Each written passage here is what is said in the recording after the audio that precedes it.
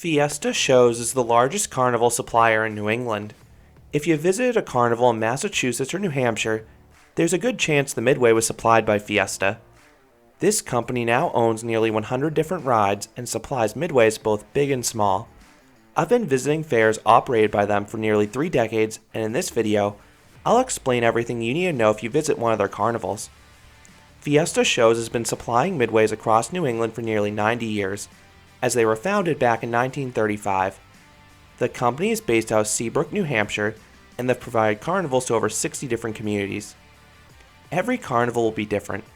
Ride lineups won't be exact fair to fair or year to year, but on the Carnival and Fairs page on their website, you can not only see the dates for the upcoming carnivals, but you can also see which rides will be featured at each one. This will help if you're looking for a specific ride. For most of the year, Fiesta is divided into 2 units. This allows them to serve multiple fairs simultaneously, but sometimes they'll put all their eggs into one basket if the carnival is large enough. Most fairs last just 4 days and have roughly 2 dozen rides, but a few fairs can span at least 2 weeks and have double the amount of rides. The 2 largest midways I've seen from Fiesta have been the Marshfield Fair in August and the Topsfield Fair in early fall. You need to visit one of these big fairs to ride the company's largest attraction, the Super Cyclone roller coaster. Some fairs have free admission, while others have gated admission that can cost you a few dollars. Once inside, you can either pay per ride or purchase an all-day wristband. The wristbands will run you $35 to $45, depending on the day, but you can save a few bucks if you buy them in advance online. If you pay per ride, you'll be paying roughly $1 for 6.5 credits. Rides typically cost between 25 and 40 credits, so you're paying roughly $4 to $6 per ride. Fiesta actually unveiled a new system recently where you load credits onto a card. While the self-service kiosks eliminate the ticket lines, I wish the point values matched the old tickets. For example, I wish the old 5-ticket rides cost 5 credits as opposed to 33 credits. The lower numbers make it easier to keep track of how many you're using. The midways are usually plopped down in old fields or parking lots, but the rides themselves look okay. I love how alive their carnivals become at night, as many attractions have vibrant or flashy light packages. This is the best time to visit one of their fairs. The employees working the rides are pretty laid back, but those working the games are outgoing to a fault. Without fail, they will harass you as you walk down the midway. I get why they do it because they literally make a living based on how many people play their games, but it does get annoying. Moving on to the ride lineup, Fiesta usually introduces a new ride every year or two. They have nearly 100 rides currently, but typically you'll only see about half of them on a fair circuit any given year. One thing that I wish was more consistent with their policies was single riders. There are a few rides, most notably the Super Cyclone, the Ferris wheels, and Viper, that sometimes allow single riders, and other times they don't. This varies carnival to carnival, operator to operator, and year to year. I rode Viper by myself in 2018 and 2021, but I was restricting single riders in both 2019 and 2022. It didn't seem to be weather dependent either. The company currently owns 5 different roller coasters. Super Cyclone is by far the largest. This interpark creation has a near identical layout to the Galaxy coasters that used to populate New England.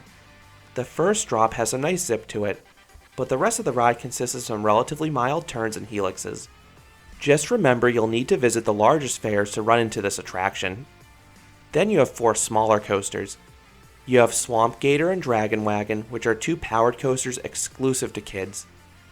Orient Express is another kiddie coaster, but this one can accommodate adults if you want your credit. Just know it'll be a tight fit. Then Spinning Coaster is one of those highly common SBF Visa spinners, and the rotation makes the experience fun for all ages. The company used to have both a Flitzer and a Fabry spinning coaster as well, but they were removed from the midway due to issues. Where Fiesta Shows really shines though is in the flat ride department. I particularly love their pendulum rides. They typically run long cycles on the attractions. Top Gun is an ARM swinging inverter ship, and it is a hang time machine. And the loose restraints mean you'll lift a good half foot out of your seat. Fiesta used to have a very similar ride called the Skymaster. This is a newer model, but it rides nearly identically. Freak Out is a KMG frisbee that delivers a forceful cycle with some nice lifter airtime. I have an entire review in this ride, but it delivers a better experience than similar rides twice its size. Zipper is a classic that has become more rare in recent years, but I love the chaos of the flipping cages and randomized ride experience. This ride pulls some bizarre forces as you dive towards the ground and sky. They also have a deep lineup of spinning rides. There are 4 in particular I want to highlight. First is Viper. This Venture Rides creation is a hybrid of a Troika and a Scrambler, and it pulls strong forces when the small and large arms sync up, especially because the cars can swing like a paratrooper. I also have a review in this ride, but this is one wild experience. Second is Arctic Blast. This Mach Himalaya runs a long cycle both forwards and backwards, and it offers both crushing laterals and faint weightlessness on the humps. Third are both Hyperspin and Twister. These are 2 scat rides that are pretty rare attractions that deliver some dizzying centripetal forces. Fourth is Surfer. Unfortunately, I haven't seen this ride in over a decade, but they still list it online. This is one of those tip-top bubble rides where the cars spin while the platform bounces. These tubs are incredibly easy to spin. For dark rides, Fiesta Shows features a collection of tacky haunted houses and fun houses. These are fun for kids, but comically bad for adults. They have one that is no joke, just a 10-second long vortex tunnel in a trailer. However, those fun houses are extremely popular with kids, particularly the multi-level ones with giant slides. I know I loved them when I was younger.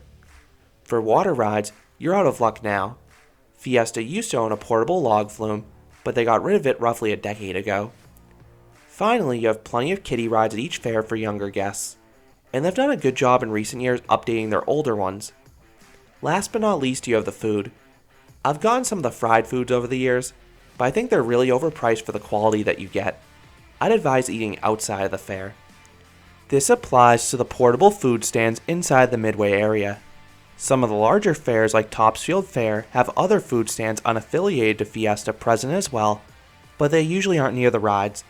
So do I recommend a carnival from Fiesta Shows? If there's one nearby and you like spinning and or pendulum rides, yes. Fiesta Shows has some really nice flat rides. The best ones to visit are the Marshfield and Topsfield fairs, especially because those fairs have extra activities such as demolition derbies and animal shows, on top of the larger ride Midway. And if you're a coaster enthusiast in New England, you may get lucky finding an extra credit or 2 in your travels, but no, most of their fairs will only have a single junior coaster. So those are my thoughts on Fiesta Shows. What are your thoughts on this carnival supplier? Do you like their flat rides as much as me? Let me know your thoughts about any of their attractions or fairs down in the comments. If you enjoyed this review, I'd appreciate it if you gave this video a like, and you considered subscribing, because there'll be a lot more roller coaster and amusement park videos here at Canopy Coaster. Thanks for watching.